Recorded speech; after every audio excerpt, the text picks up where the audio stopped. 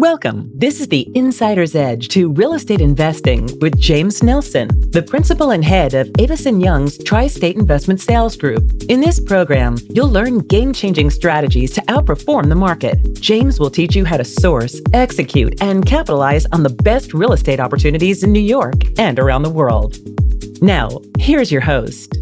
Welcome to episode number 224, The Insider's Edge to Real Estate Investing. This is your host, James Nelson. I'm principal and head of U.S. investment sales for Avis & Young.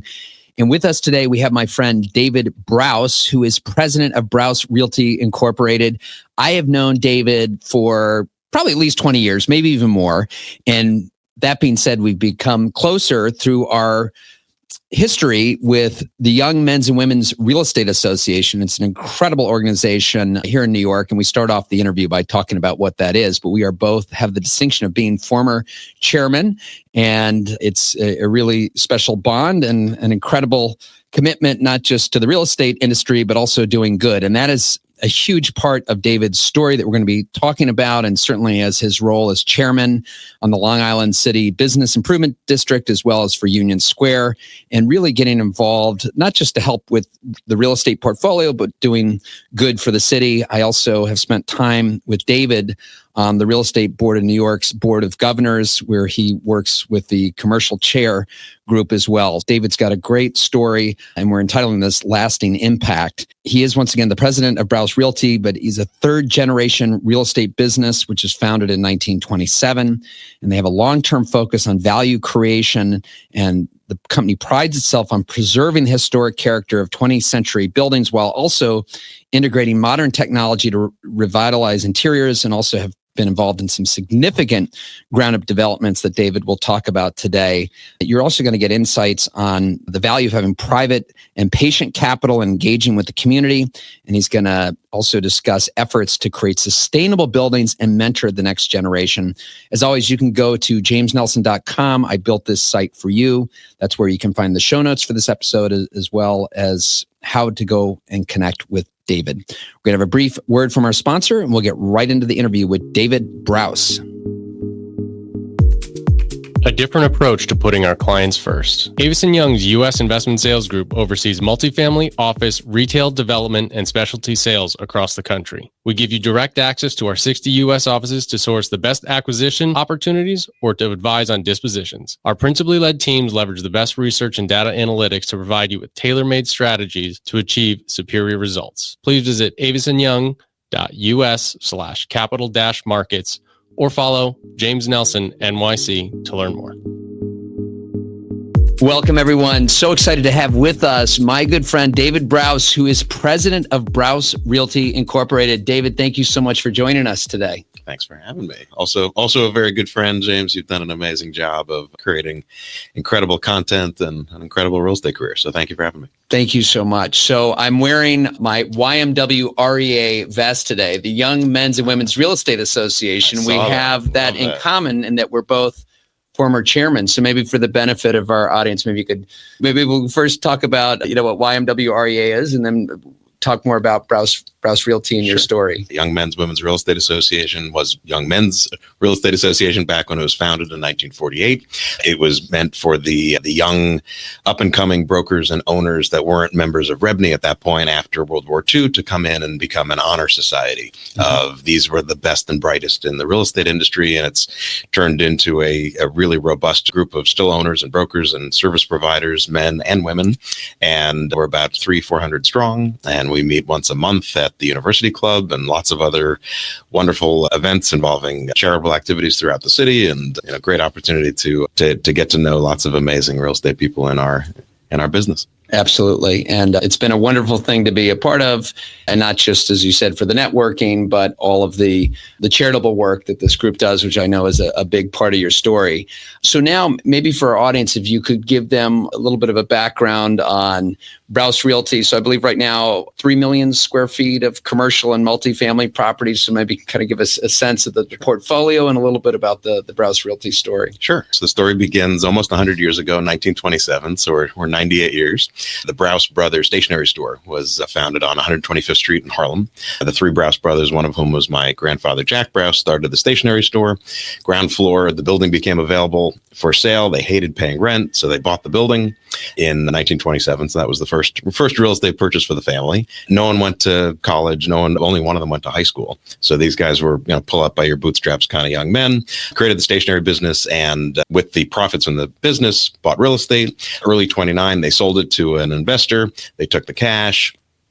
Stock market crashes in September of 29. The great stock market crash, Great Depression follows. They are one of the few people that has cash. So they buy the building back, and then they buy more buildings on 125th Street. Their accountant tells them, you know what, you're actually making more money from real estate than you are from stationery, but you're working your tail off in stationery. I would end the stationery business and get a little more heavily invested in real estate. They became the largest owner on 125th Street in Harlem in the 30s and 40s. Eventually, they moved down to Midtown South. My father joined the business in 1963. He started Helmsley Spear with a mutual good friend, Earl Altman. And Earl and my dad were at Helmsley Spear from 1956 until my dad joined his dad in 1963. My dad's innovation in Brause Realty was introducing debt, where coming out of the Great Depression, you really didn't want to have any debt on your properties. That's how people lost their money. My father thought a moderate amount of debt would allow you to build a bigger portfolio, which they did. They started buying more and more office buildings in Midtown South. Many of the buildings that we own today date back to that era. 60s and 70s, we bought Union Square. We bought Vanderbilt Avenue right near Grand Central, buildings near Penn Station and the Garment District, and all really well-located office assets near public transportation. I joined in 1995, and my innovation was we wanted to do new ground-up development. So we started doing new ground-up development in places like upstate New York and Saratoga Springs, Fairfield County, like New Canaan. Eventually coming into New York City, we built a new apartment building on 57th between 3rd and Lex. We built a brand new office building in Long Island City for the JetBlue Airways. Before that, it was MetLife, but moved into JetBlue Airways headquarters. A new apartment building in Long Island City called The Forge. And our newest project is on 2nd Avenue and 39th Street, a new 20-story apartment building, affordable New York. So 30% will be affordable there. And moving more into the residential business. We learned our lesson during COVID that it's great to have diversification. We're not heavily geographically diversified, but we are very property type diversified. So residential has been a big push for our firm in the recent couple of years. Wonderful. So I know you went to Wharton and then you went to Goldman Sachs after. What was the thought process that you'd always join up with the family business, or tell us about that? It really wasn't a preordained, I'm going to join dad and join the family business. Growing up, everybody thought I was going to be a science and technology kid. I always wanted to be an astronaut. I was growing up with I'm learning all these things about you today. On this the is why moon. we do this. Yes, NASA was a big deal. It was every young kid wanted to be an astronaut and join NASA, and that was definitely my passion. And over time, I realized I was not going to be an astronaut, and I was very good at numbers and did very well at Wharton. And the best and brightest, giving back to the YMW, the best and brightest is where I always want to be. From my perspective, the best and brightest, Wharton went to Goldman Sachs. And so I got a couple of offers. Goldman made me a great offer. And once you're at Goldman in the investment banking division, you have a choice. Do you go into M&A? Do you go into financial institutions? Mm-hmm. Do you go into real estate? And I said, if it's all the same, I may as well go into real estate because my family's been in real estate since 1927. And that could be very interesting. And that leads to more interesting conversations with my dad about what he's doing in real estate versus what Goldman's doing in real estate. In 1992, we were coming out of another financial crisis. It was the S&L crisis. Mm-hmm. And very few firms had cash to put into real estate. So it was really Goldman versus Morgan Stanley and GE Capital. So really three firms. And the S&Ls had been hemorrhaging. Their debt was way overdone. You had the Resolution Trust Corporation came in from the U.S. government to basically put liquidity into the old S&Ls.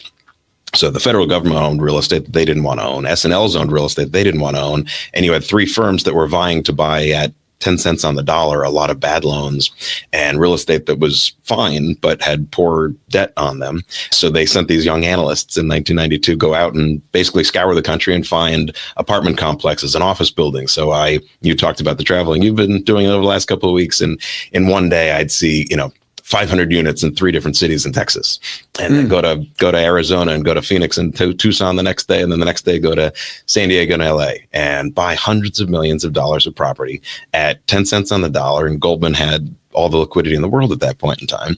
We would go to the borrower and say, hey, we're your new lender. And they say, thankfully, no one's ever called me about my loan before. I didn't know who to pay my debt service to. So a lot of them were resolved at 100 cents on the dollar by never even taking title.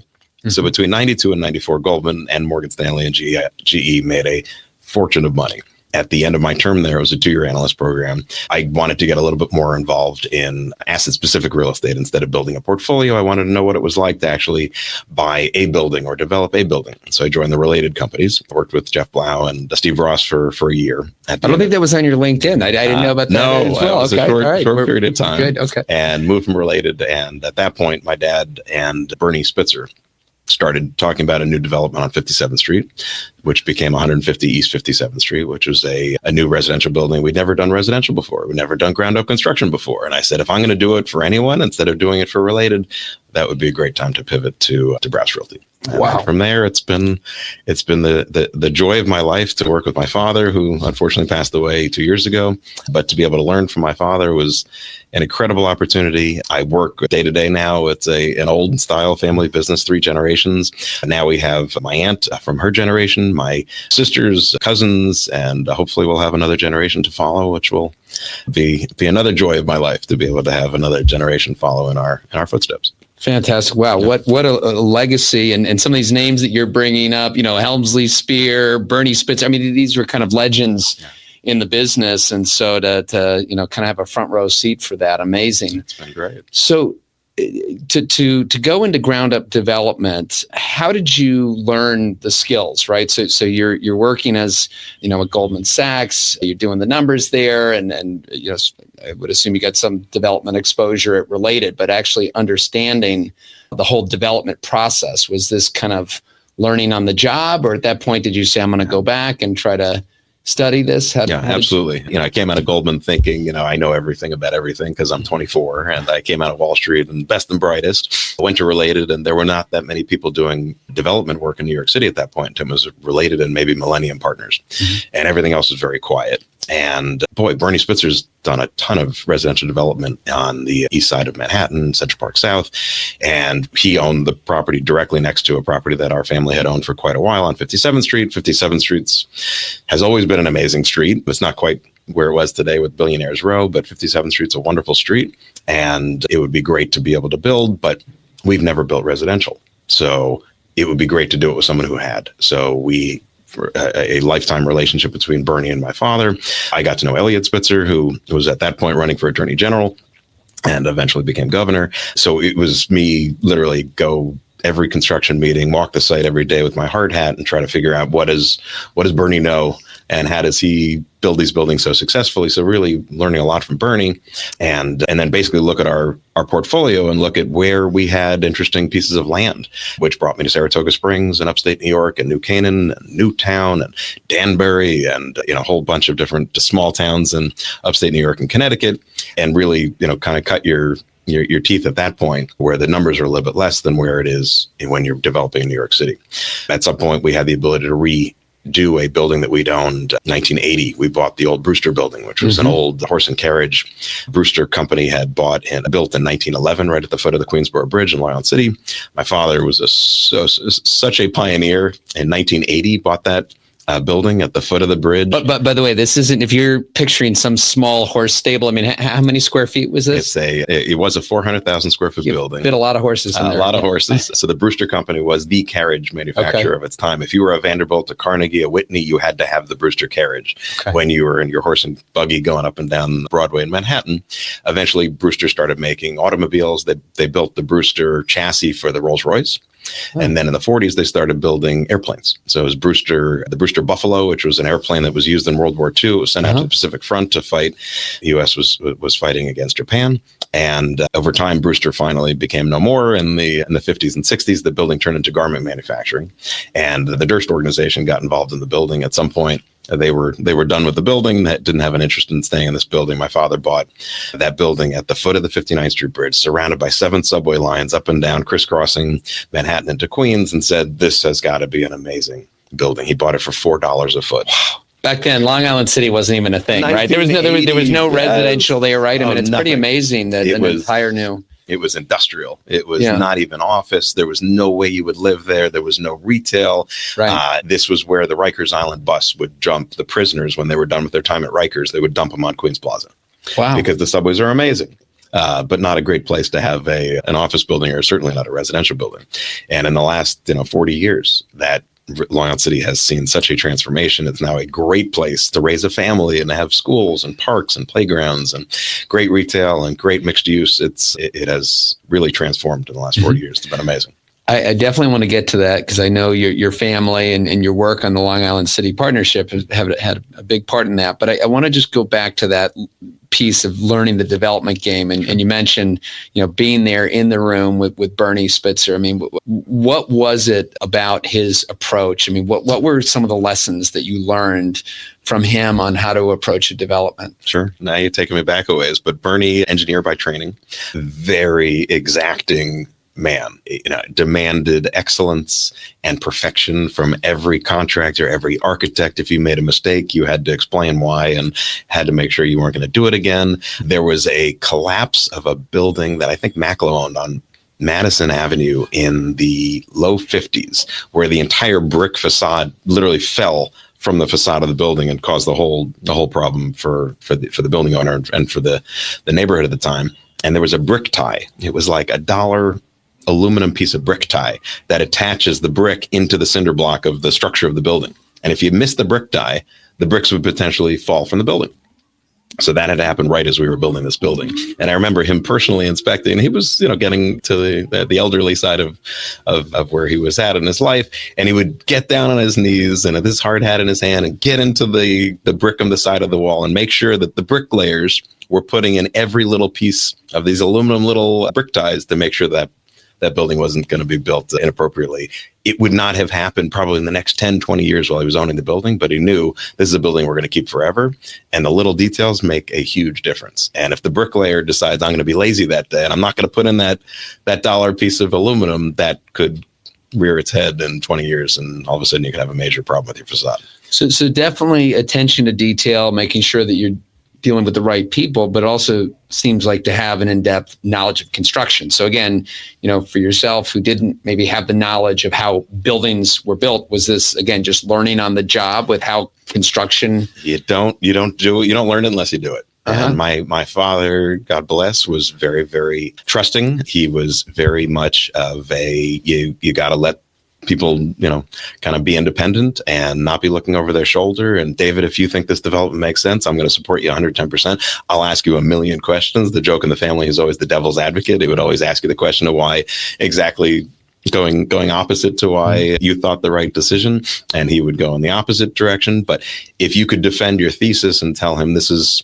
a job that I think needs to be done, and this is why I think we're going to make the money, and this is your cushion, and make sure, and you're not over leveraging. He always had the leverage on his mind, given back to his father's experience, and that he would stand by you and say, David, you're going to go to the meetings. I won't go to the meetings.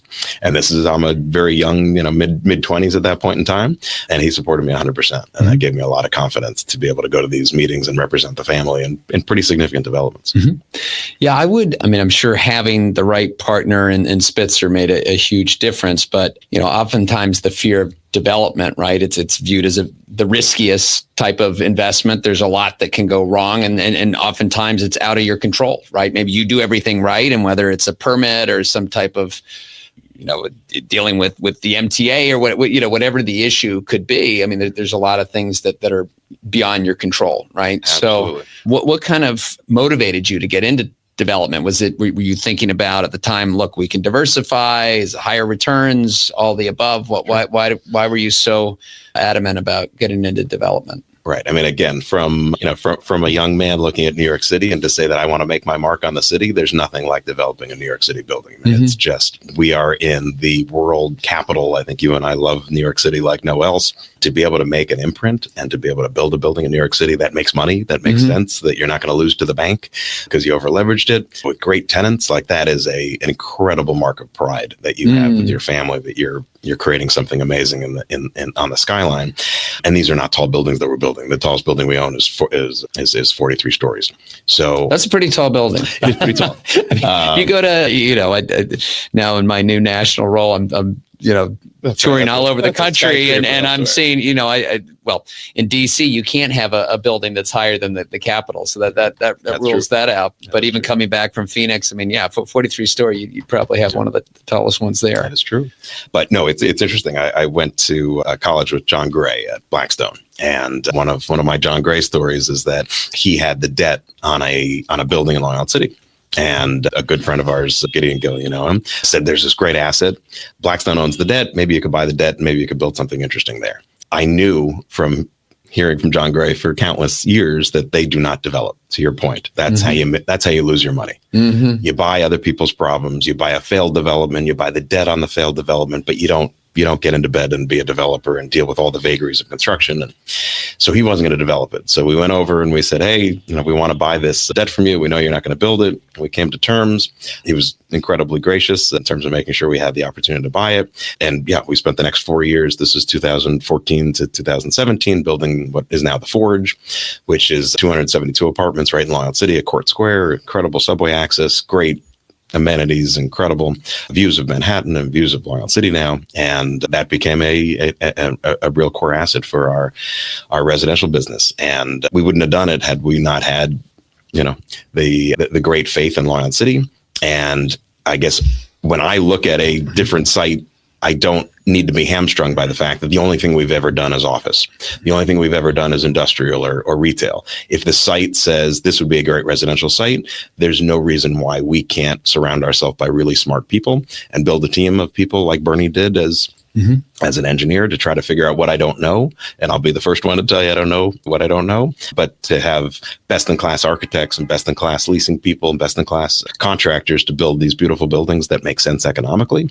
And that's what we did at the Forge. And that's what we're doing on 2nd Avenue right now. And that's what we did at the JetBlue building. And it's a little bit of rinse and repeat, but every building is very different. And every site is very different, and different environmental issues and different issues with the MTA and different issues with the DOT and the DOB. And so how do you de-risk that then? because again, these are major financial investments. Talking about, building, 272 units. Again, a substantial amount of equity financing. I don't know how, if you have partners on something like that or how you go about building something at scale, but how do you mitigate, the risk, making sure the development happens the right way, but also making sure that financially you're not overextending yourself. Yeah, these are the issues that keep me up at night. Some of our buildings, we always seem so calm and well rested. No, I don't buy it. The debt is a big issue. If you can keep your debt under control, I could sleep at night during COVID knowing that these office buildings we own that were vacant, people were not coming to the office. You and I were the only people in Midtown for a couple of months in there. As long as your debt is under control, you can live another day. So if you have 70% leverage, you're not going to make it. So most of our buildings have no leverage. Some of our buildings have 20% leverage. Some of our buildings have 50% leverage. Our new building on 2nd Avenue, I think we went with a 55% loan to value. So we are putting a huge amount of our own family equity. And sometimes we bring in partners, but we really prefer to do it on our own. And therefore, you don't see us building, 5 buildings a year. You see us building one project. It takes us 5 years to do a project. We have a great office portfolio and retail portfolio that we keep reinvesting money in and keep tenanting and keep them fresh and new amenities and all the things that everybody needs to do to keep office tenants coming back to their buildings. But it'll be one building on 2nd Avenue that we're going to build. It'll probably take us, 4 or 5 years to plan it out, build it, get it leased, and get it refied. And then we move on to the next one. We just bought a piece of land in Long Island City as kind of a placeholder that is near other properties that we own down there. And that might be the next development site, but we're incredibly patient. We don't have a big development team that we're paying large salaries where we say, if we don't build another building, then we have to shut down this development team and we have to fire all these people that we just hired. So we do a very lean team.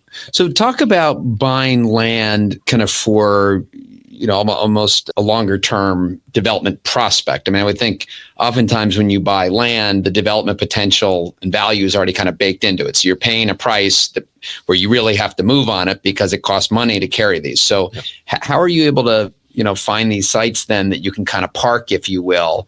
Is there income on it right now and you're okay with that return, and then you kind of wait for the area to improve? Is that? I mean, Union Square is an area that doesn't need to improve. Union Square is an area that we know is amazing, and the retail's great, and NYU is there, and the subways are there, and beautiful park. I sit on the board of the Union Square Partnership, but the bid down there as well. So that's not an area in transition. I think the best days are still ahead of it, but that's an easy one. We own two buildings. We own 41 and 39 Union Square West, right on the corner of 17th and Broadway, right at the entrance to Union Square Park from Broadway. So we bought 37 Union Square West. This is a property that I saw that. Congrats. You and I were talking about since I joined the company. I've been looking and salivating it would be amazing to be able to buy 37 and other buildings in Union Square area and really create a bigger footprint for our family. The owner there was a guy who was a owner and occupier, so he didn't want to move his business out. And we just kind of kept in touch. Once a year, we'd go out for lunch at the coffee shop down the street, and we'd have the conversation that at some point we'll buy it from you. Okay, you'll buy it from me. And he had very high expectations of what that price might be. We waited. And we waited, and he waited, and he eventually got older and said, you know what, I need to sell. And then COVID happened, and unfortunately prices went down, and we were still very, very patient. We didn't need to buy it yesterday. We needed to buy it at some point. And we were there. And when it came time to sell it, I think there was a debt issue that was expiring, and he came to us and said, listen, I have a very limited period of time to be able to get rid of this property and to save my family's remaining equity in this property.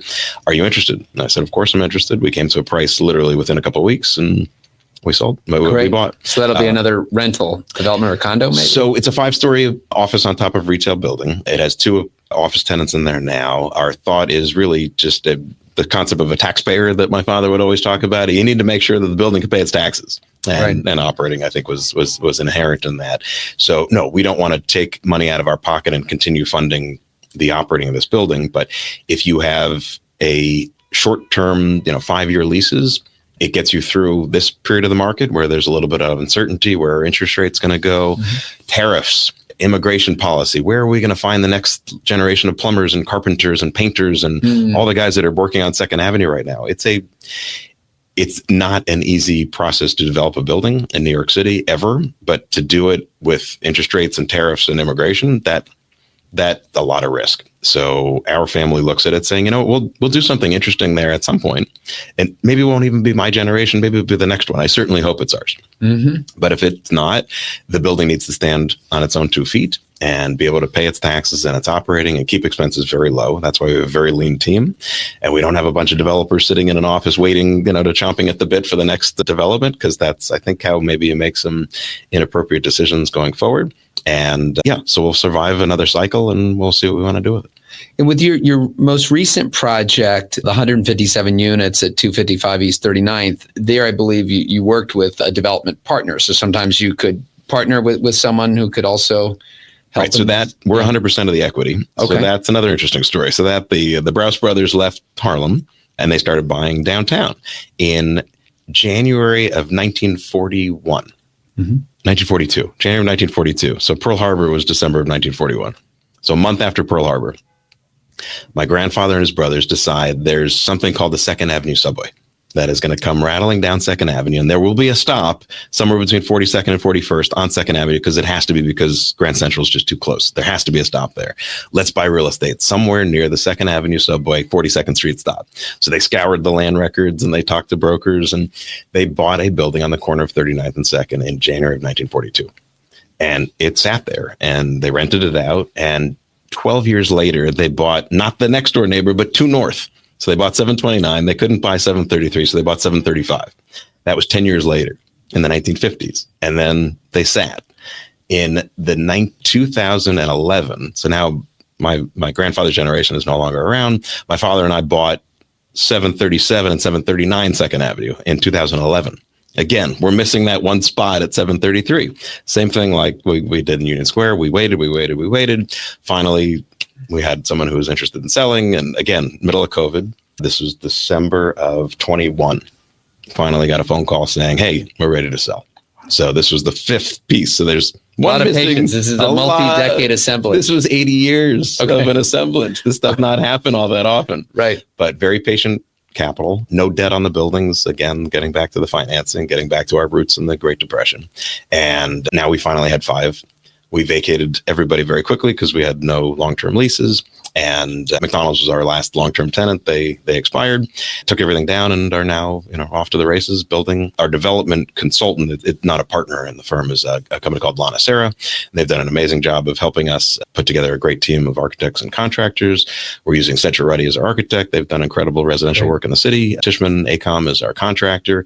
People are hungry for work, so we found a lot of people at the highest levels at Tishman that are excited about building a rental building for us, and we hope to be TCO'd by the end of the year and renting by the beginning of 26. Very excited to see that. Yeah. And you were kind enough to give me I asked you for one of the construction shirts because I yes. saw one of the crew wearing. I said I got to get one of those. Yes, so, bright exciting. Orange shirt. Yes, yes. You could see me coming.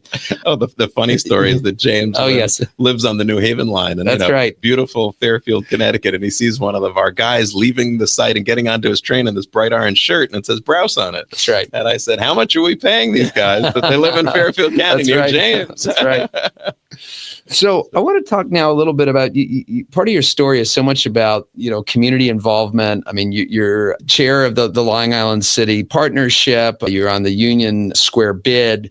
So talk about your giving back and becoming part of the community, because we were talking a little bit before the show about, developers oftentimes get this, reputation that they're not acting in the best interest of the community. There's this tension and friction. I mean, it seems like to me that you've kind of dove head first into that and saying, look, I want to be a part of this community. I want to help make the area better. So, maybe talk about, the work that you do as part of the Long Island City bid as chairman, and then certainly, the Union Square bid as well. Sure.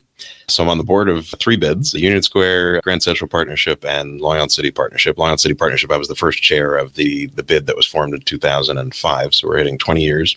No one else raised their hand, I guess, 20 years ago, and they haven't fired me yet. But no, a bid is an amazing invention. Actually, Union Square was the first bid in New York City, and it's an amazing ability to basically have commercial property owners self-tax themselves to enhance the services that otherwise the city isn't providing. So this is a private, just for our audience, especially our listeners outside of New York, is this business improvement district. I don't know if this, exists elsewhere in the country, but it's not, to be clear, it's not a not-for-profit. This is a for-profit. No, it's not. It's not for profit. It is. We break even, basically. Okay. We run it at break even. We hope we run it at break even. We have lots of reserves in case we don't. But no, the idea is that the real estate owner has to pay mandatory real estate taxes every year to the city of New York to provide essential services, police, fire, everything else, safe, clean and safe. But it doesn't get that clean, right. And it's not always so safe. Right. So the bids came along and said, hey, what if the commercial property owners around Union Square, to take Union Square as an example, or on Queens Plaza in Long Island City, or right around Grand Central Station and Grand Central Partnership, what if we decide we're going to tax ourselves 10 cents a foot? You know what? It's a rounding error. But 10 cents a foot times a couple million square feet around Grand Central Station actually adds up to a nice pot of money.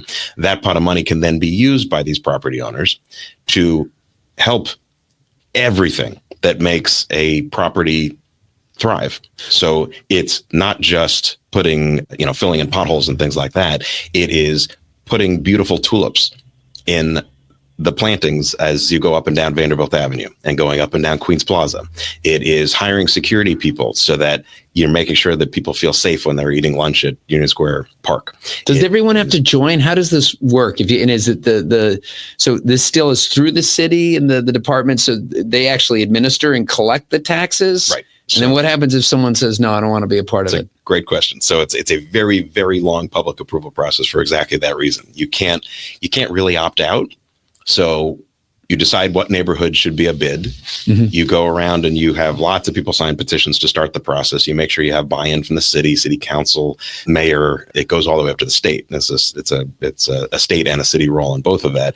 It could take 5 to 10 years to get a bid launched. And when you have the bid, to expand the bid or to change the budget of the bid, all of this requires lots of approvals from the city and state. So, but once you do have a bid, the bid in Long Island City, for instance, started in 2005 at 84 properties just on Queens Plaza and Jackson Avenue, like a tiny little micro part of the neighborhood. We started small. We got the buy-in. City councilman, everybody says, well, of course, like you're going to take money out of your own pocketbooks and put them in to improve your neighborhood. This is great. So everybody was very, very excited about it.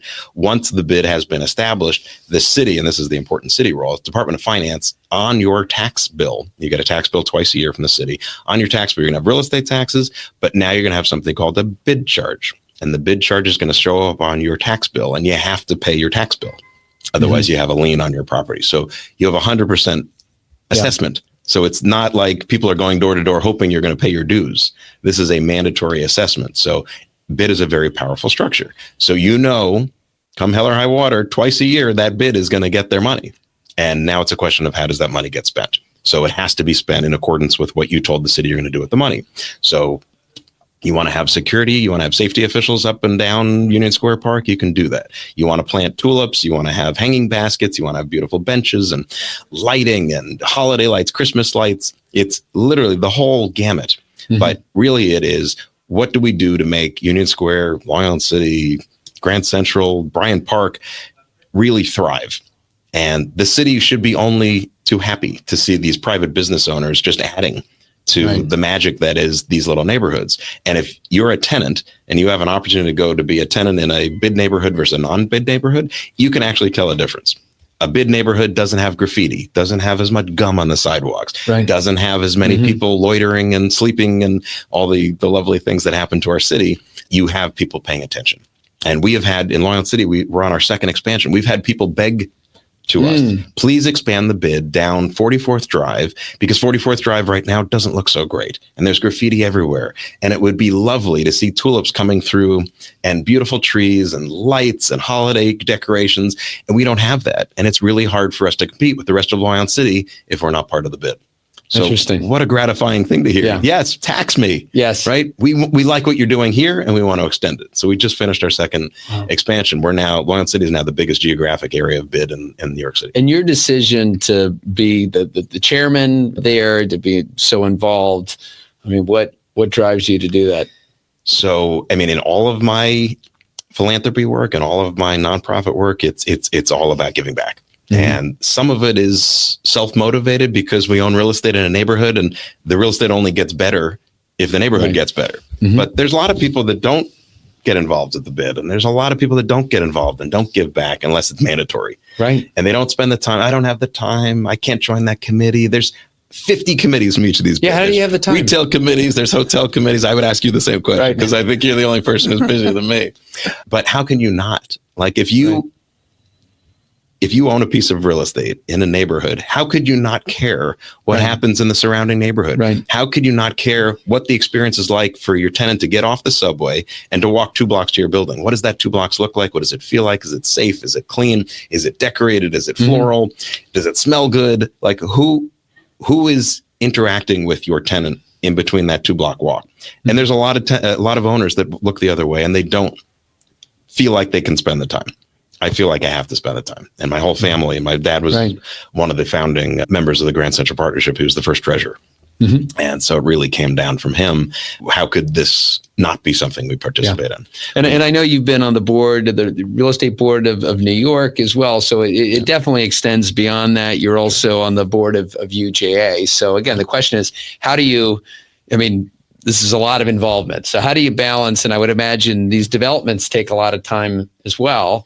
How do you find the balance? There's only so many hours in the day, so you have to kind of allocate. I am very grateful that I have a really supportive family. And my sisters have stepped up. My cousins have stepped up. My aunts, my entire Brause Realty infrastructure has stepped up to say, if David needs to be at this bid meeting or he's at this UJA meeting, that there are other people that can carry the water. But it all is kind of infused in our family to give back. There's something in Judaism called tikkun olam, which is to take care of the world, to leave the world better than how you found it. And there's a lot of people worried today that maybe we're not giving the world to our children as good as we found it. And that's a concern. So within our business, we're actually building, many of our buildings are LEED certified. We feel very strongly about green building design. My daughter, I've tried to follow my kids' lead. My daughter, who you know from Colgate, Sophie, is a vegan, and we're making the first vegan building, Second Avenue, be vegan. So no animal products will be used in the building, which no one's ever tried before. Cool. It's not that hard to be building a building with no animal products, the structure of the building, it's concrete and steel and wood, and that's easy. So then you get into all the furnishings, and there can't be any wool. There can't be any leather. There can't be any animal products in any of the furnishings. Oh, wow. So this is kind of an interesting exploration. We feel good about it. We feel good about putting solar panels on the roof we're doing on this building. Also did on the Forge. We're exploring in the JetBlue building. We explored with windmills and wind turbines to try to be able to use alternative energy sources, because we know we're polluting the planet by burning all the gas and oil in all of these buildings. So we are trying to be forward thinking. We also think it's a great way to involve the next generation, because the next generation has to be greener than our generation, right? Mm-hmm. And they are definitely thinking about, my other daughter Anna is into environmental engineering right now at a company called Arcadis, and they're all about trying to figure out how to make your carbon footprint in buildings more minimal than it is right now. So if we could try to prepare our buildings, our city for a better future from a green design perspective, we're all in. I'm smiling because I know you're living this as well. I know you're not just saying this and then you're flying around in a private jet, because I have seen, I bet you put more miles on a city bike. Yes. Whenever we're going to events, David, how'd you get here? I biked over here, and I know you're on the train every day, and you're not, so you're obviously very aware of your carbon footprint. Big fan of public transportation, big fan of biking. If I can get somewhere, I'm not Ubering, I'm biking. And kayaking. You should tell the group, but once a year, and if I'm not mistaken, you have kayaked around all of Manhattan. Is that correct? I have. So YMWREA, also 20 years ago, everything happened 20 years ago. We started kayaking, and it was to support a very small group called the Long Island City Community Boathouse, which needed a couple of dollars. And we had a couple of young people at YMW that wanted to experience the waterfront. We all transact real estate in an island. And you never really experience the water, like really experience the water. Like, you're afraid of the water. You're afraid of the East River. You're afraid of the Hudson River. It's dangerous. I don't want to touch it. It doesn't smell good. Now, like, some of the most valuable real estate is at the Gowanus Canal, which is a Superfund site. Mm-hmm. So over the last 20 years, people have really engaged in this being an island and getting involved in the waterfront. So we started going kayaking once a year, starting in Long Island City, right near the Pepsi sign on the river in Long Island City. And we've now morphed into moving into, we start now at the Intrepid, as you know. One of our biggest trips was a 26-mile going around. It's called the circumnavigation of all of Manhattan. And that was a brutal day, but we did 26 miles in about 12 hours. We had a great lunch at Dinosaur Barbecue, and that was our halfway point. And this year we're going up to the Palisades George Washington Bridge and back. So we have a really motivated group of young real estate professionals that help us. And it's a great way to get to know the city, to see it by kayak. It's a glorious way to see our skyline and to see and that's how our city was founded, right? It was founded when people came to this island and said, what a great port. We did that great activity last year of the Billion Oyster project. That was like, who would ever think that you would put oysters off of the coast of New York Island? Well, that's how we started. Native Americans came because it was a plentiful shores of New York. And it cleans the water. I think it's, what is it, 50 gallons of water cleaned by a clam. So we'll give a shout out, I know, to your coach here on that, Lindsay Ornstein, and of course, Bill Montana, who does so much for the organization. Yes. So they've been great. So David, this has been amazing. We really appreciate your sharing your story, kind of the company, and then, the need to give back to community. What would you say to, the younger professionals who are out there who are saying, well, I'm still trying to build my business, and, the question of time always comes up, but why do you think it would make sense for someone to get involved even early on in their career? And, maybe it is someone who might want to join YMWREA, but why would you say it's important to get involved early on as opposed to later on in your career? Sure. That's a great question. If you're at a big company, you meet a lot of people. And when I was at Goldman and I had no time to do anything, and I was surrounded by thousands of people that were young and motivated, it may have been a little bit easier to meet people and to get out and to kind of see different people, different perspectives. At a small real estate company, it's imperative. Mm-hmm. When I joined Brause Realty, I knew YMWREA, UJA, Israel Bonds, all these charities. Every time you're done with the office, where are you going? Mm-hmm. Right? I can go back to my apartment, or I can go to an event, and no one goes to more events than James Nelson. You go to an event, you meet different people, you're meeting brokers. I need the brokers to bring tenants to our buildings. I'm meeting other owners. I could learn from these other owners. How are they dealing with this issue? How are they dealing with that issue? I can meet with architects that have amazing designs, environmental engineers that can tell me the next green design. So if I'm just sitting in my own office, I'm not learning as much as if I'm going out and I'm meeting new people. And I I'm a social person. I love meeting new people and learning about new things. I think the minute you kind of feel like you know everything, you're done. So if I can learn new things by meeting new people every day of the week, I would love that. And YMW and all the nonprofit activities that I do is a great way to first give back and Tikkun Olam, as we talked about before, but also to meet new people. And the nice thing about YMW REA is now I'm on the older side, but I'm meeting young people. And we have membership committee next week, and we have 10 young people, and they're all in their 20s, and they're all like eager. They just got out of college. They're bright. They have all sorts of great new ideas as how the city should function, how it should look, and how it should be built, and what kind of businesses should thrive here. And if I meet those people, I come back from those meetings saying, oh my God, I love New York City. New York City is still bringing these people. You graduate college and you want to be in New York. You are the best and brightest from your class of wherever. You want to come to New York. The best firms, the most motivated people, the best culture, the best restaurants, the best apartment buildings that we have helped build. This is a great, great place to be a young person.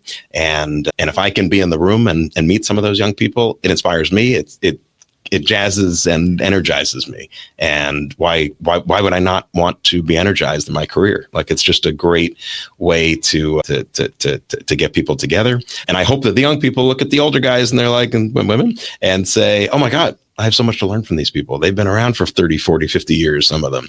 We just lost Earl Altman. He was in business till 93. And I mean, a giant. And how much time I spent with Earl and now Greg Schenker. I have learned so much from learning from Earl and his generation, my dad's generation, and hopefully the next generation to come, YMW area members will learn from us. Well, David, this has been incredible, and you're definitely living those words and that advice by sharing your story today. So I know the people listening are going to get a tremendous amount from this. So we're just really grateful for your taking the time today and sharing. Thank you. Thank you for doing this, James. You have set an incredible standard of hard work and giving back and getting young people from Colgate and beyond. That's right.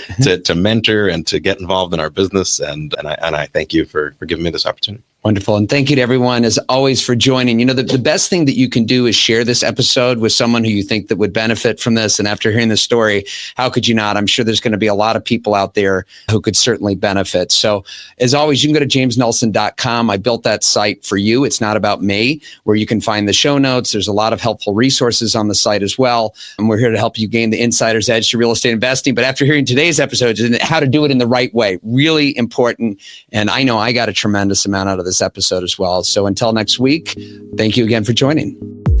This podcast is for educational purposes only and should not be relied upon for investment decisions. The opinions expressed are those of the guests and not their companies. Listeners should not act upon the information without first seeking appropriate advice from an accountant, lawyer, or other professional. Thank you for listening to the Insider's Edge to Real Estate Investing. We appreciate your subscribing and sharing with your friends. If you haven't already, please connect with James at James Nelson NYC on LinkedIn, Instagram, and Twitter. Please also visit jamesnelson.com, where you can find the show notes and other episodes, along with an exclusive video series and other helpful resources, so you can gain the insider's edge to real estate investing. Until next week.